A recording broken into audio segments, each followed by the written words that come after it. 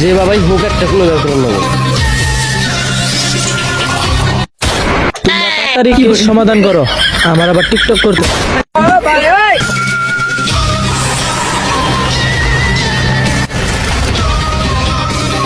কি করে আবার টিকটক করতে হবে?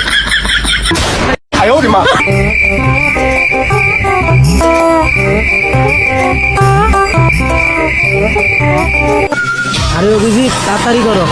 স্যার খুঁজতেছি, স্যার খুঁজতেছি। কি করে? আরে অভিজিৎ তাড়াতাড়ি করো, আমার আবার টিকটক করতে হবে।